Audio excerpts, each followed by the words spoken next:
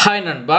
பல மாதங்களுக்கு பிறகு நேஷனல் ஃபைனான்ஸ் வங்கியிலிருந்து ஒரு செம்மையான ஜாப் ஆப்பர்ச்சுனிட்டி வந்திருக்கு.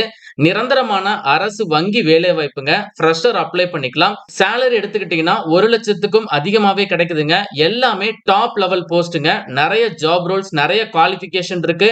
முழு தகவல சொல்லப் போறேன். வீடியோவ முழுவதும் பாருங்க. நம்ம சேனல ஃபர்ஸ்ட் டைம் பார்க்குறீங்க அப்படின்னா, சேனல உடனே சப்ஸ்கிரைப் பண்ணிக்கோங்க. மறக்காம இந்த வீடியோக்கு ஒரு லைக் இடுங்க. நீங்க குடுக்குற ஒரு லைக் தான் அடுத்தடுத்த வீடியோஸ் போட எனக்கு ரொம்ப சப்போர்ட்டிவா இருக்கும். சோ கண்டிப்பா லைக் பண்ணுங்க. இப்ப வாங்க நம்ம வீடியோக்குள்ள போகலாம். நேஷனல் ஃபைனான்ஸ் பேங்க்ல இருந்து வந்திருக்கக்கூடிய இந்த ஜாபுக்கான ஒரு அபிஷியல் நோட்டிபிகேஷன் தான் இது. இந்த நோட்டிபிகேஷன் பார்க்கக்கூடிய லிங்க், அதே மாதிரி அப்ளிகேஷன் லிங்க் எல்லாமே நான் வந்து டிஸ்கிரிப்ஷன் பாக்ஸ்லயும் ஃபர்ஸ்ட் கமெண்ட்லயும் குடுத்திருக்கேன். செக் பண்ணி பாருங்க. சோ இந்த வேலை வாய்ப்பு national bank for financing infrastructure and development இந்த டிபார்ட்மெண்ட்ல இருந்து அப்டேட் பண்ணிருக்காங்க. அனலிஸ்ட் கிரேட் அப்படிங்கிற கேட்டகரியில நிறைய ஜாப் ரோல்ஸ் கொடுத்திருக்காங்க. நிறைய குவாலிஃபிகேஷன் இருக்கு. இது வந்து உங்களுக்கு ஃபுல் டைம் ஜாப் தாங்க. ரெகுலர் பேசிஸ், அதாவது நிரந்தரமான அரசு வேலை வாய்ப்புங்க. ஆன்லைன் மோட் அப்ளிகேஷன் ஏப்ரல் 26ஆம் தேதி ஸ்டார்ட் பண்றாங்க. அதே மாதிரி லாஸ்ட் டேட் வந்து பாத்தீங்கன்னா மே மாதம் 19ஆம் தேதி வரைக்கும் இருக்கு. அண்ட் இந்த ஜாபுக்கான எக்ஸாம் வந்து பாத்தீங்கன்னா டென்டேட்டிவா உங்களுக்கு மே மந்த் இல்லனா ஜூன் 2025ல இருக்கும் அப்படிங்கறத போட்டிருக்காங்க. இது வந்து டென்டேட்டிவா தான் சொல்லியிருக்காங்க. இன் கேஸ் சேஞ்ச் ஆகிறதுக்கும் சான்ஸ் இருக்கு.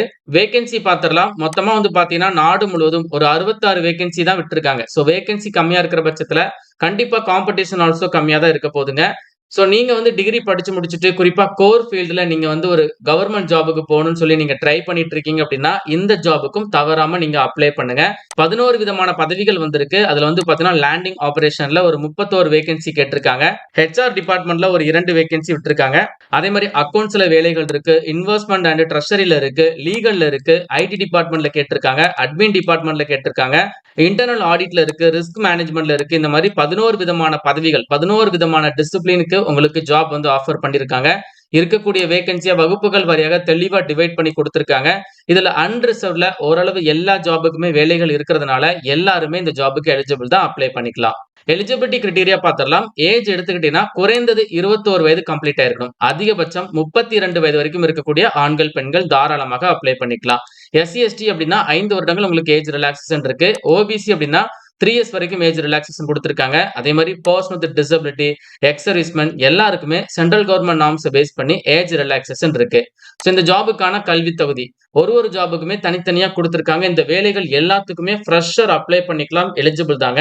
லேண்டிங் ஆபரேஷன் வந்து பாத்தீங்கன்னா யாரெல்லாம் எலிஜிபிள், இது வந்து முழுக்க முழுக்க போஸ்ட் கிராஜுவேட் டிகிரி இல்லனா டிப்ளமோ இன் மேனேஜ்மெண்ட் படிச்சிருக்கிறவங்க அப்ளை பண்ணிக்கலாம். அப்படி இல்லனா எம்பிஏ நீங்க படிச்சிருக்கீங்க, ஃபைனான்ஸ் அண்ட் பேங்கிங்ல முடிச்சிருக்கீங்கன்னா நீங்க எலிஜிபிள் தான்.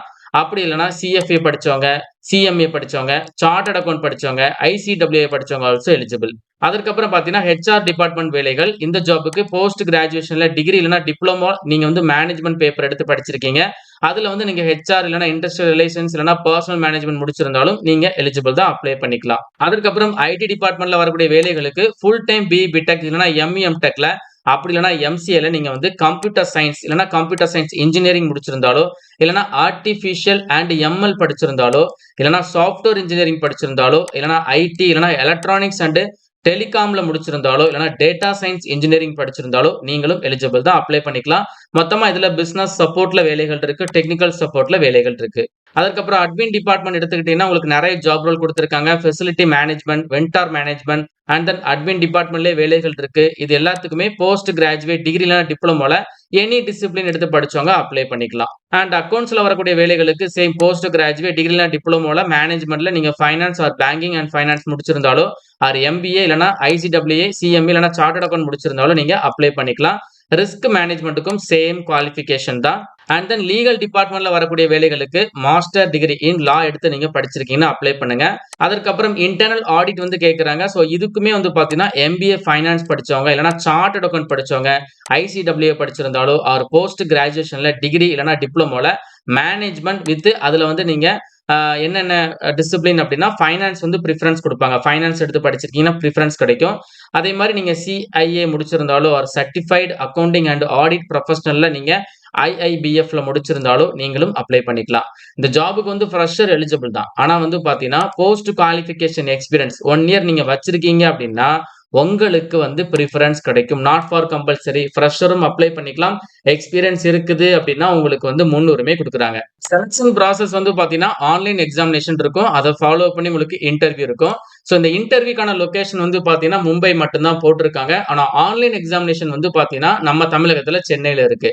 சோ தமிழகத்த சேர்ந்த எல்லாருமே சென்னை போய் தான் ஆன்லைன் எக்ஸாமினேஷன் எழுதணும். நீங்க அந்த எக்ஸாம் கிளியர் பண்ணிட்டீங்க அப்படின்னா, டைரக்ட்டா நீங்க மும்பை போய் தான் இன்டர்வியூ அட்டெண்ட் பண்ற மாதிரி இருக்கும். சோ ஆன்லைன்ல அப்ளை பண்றதுக்கு ஃபீஸ் இருக்குதுங்க. ரூ. 800 அப்ளிகேஷன் ஃபீஸ் போட்டிருக்காங்க.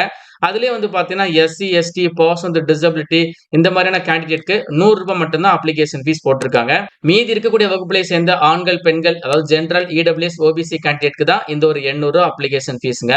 எக்ஸாமினேஷனுக்கான ஸ்கீம் வந்து குடுத்திருக்காங்க. சோ உங்களுக்கு ஃபர்ஸ்ட் வந்து அப்ஜெக்டிவ் டைப் கொஸ்டின்ஸ் தான். அதுல வந்து பார்த்தீங்கன்னா, ரீசனிங் அண்ட் குவான்டிடேட்டிவ் ஆப்டிட்யூட்ல, இங்கிலீஷ் லாங்குவேஜ்ல, டேட்டா அனலைசிஸ்ல கொஸ்டின்ஸ் கேட்கறாங்க. சோ இது வந்து உங்களுக்கு பார்ட் ஏ, செக்ஷன் ஏல வருது.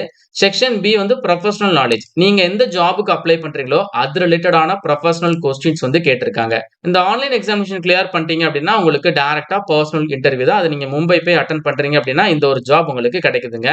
எப்படி அப்ளை பண்றது அப்படிங்கிற இன்ஸ்ட்ரக்ஷன் குடுத்திருக்காங்க. ஐபிபிஎஸ் வெப்சைட்ல தான் நீங்க அப்ளிகேஷன ப்ரொசீட் பண்ற மாரி இருக்கும். Passport size photo, signature, left hand thumb impression, handwritten declaration form இதெல்லாம் நீங்க ரெடியா ஸ்கேன் பண்ணி வச்சுட்டு அப்ளிகேஷன ப்ரொசீட் பண்ணுங்க. மே 19ஆம் தேதிக்குள்ள அப்ளிகேஷன் கம்ப்ளீட் ஆகுது. அண்ட் இதுல ரொம்ப முக்கியமான விஷயம் என்னன்னு சொல்லி பார்த்தீங்கன்னா, இந்த ஜாபுக்கான பிளேஸ் ஆஃப் போஸ்டிங் வந்து பார்த்தீங்கன்னா, மும்பைல இருக்கலாம். ஹெட் ஆபீஸ் வந்து மும்பைல தான் இருக்கு. அப்படி இல்லன்னா எனிவேர் இன் இந்தியா அப்படிங்கிறத சொல்லியிருக்காங்க. எங்கனாலும் இருக்கலாம். எங்கனாலும் போய் நீங்க வொர்க் பண்றதுக்கு வில்லிங்கா இருக்கணும் அப்படிங்கிறத தெளிவா குடுத்திருக்காங்க. அதையும் நீங்க செக் பண்ணி பார்த்துட்டு உங்களுக்கு ஓகே அப்படின்னா மட்டும் ஜாபுக்கு அப்ளை பண்ணுங்க. அண்ட் அப்ளிகேஷன் இன்ஸ்ட்ரக்ஷன்ல வந்து பார்த்தீங்கன்னா, ஃபைல் சைஸ், ஃபார்மேட் எல்லாமே நோட்டிஃபிகேஷன் எண்டுல இருக்கு. காமனான ஒரு பேங்க் சிலபஸ் அத ஃபாலோ பண்ணி, நீங்க படிச்சிருக்கக்கூடிய டிகிரி பேஸ் பண்ண ப்ரொஃபஷனல் கொஸ்டின்ஸ் தான் கேட்கறாங்க. சோ நீங்க ஒரு மத்திய அரசாங்க வேலை வாய்ப்புக்கு பிரிப்பேர் பண்ணிட்டு இருக்கீங்க. இல்லன்னா any other banking R insurance எக்ஸாம்க்கு பிரிப்பேர் பண்றீங்க அப்படின்னா, எந்த ஒரு ஜாபுக்கும் பை சைட்ல நீங்க பிரிப்பேர் பண்ணி எக்ஸாம் எழுதி பாருங்க. எக்ஸாம் சென்டர்ல நம்ம தமிழகத்துக்குள்ள இருக்கிறதுனால கண்டிப்பா நீங்க எழுதி பாருங்க. அதற்கப்புறம் உங்களுக்கு ஜாப் கிடைக்குது. அதாவது எக்ஸாம் கிளியர் பண்றீங்க அப்படின்னா, இன்டர்வியூ அட்டெண்ட் பண்ணி பாருங்க. சோ ஒரு நல்ல வேலை வாய்ப்பு தான். இந்த ஒரு நிறுவனத்தில இருந்து கிட்டத்தட்ட பல மாதங்களுக்கு பிறகு இந்த ஒரு ஜாப் ஆப்பர்ச்சுனிட்டி வந்திருக்கு. இன்ட்ரஸ்டட் கேண்டிடேட் உடனே அப்ளை பண்ணுங்க. இந்த குவாலிஃபிகேஷன் உங்களுக்கு மீட் ஆகல அப்படின்னா, உங்க ஃபிரெண்ட்ஸ்க்கு இந்த வீடியோவ கட்டாயம் ஷேர் பண்ணி குடுத்துருங்க. மேலும் ஒரு நல்ல வேலை வாய்ப்பு தகவலுடன் நான் உங்களை சந்திக்கிறேன். தேங்க்ஸ் ஃபார் வாட்சிங். சீ யூ. பாய்.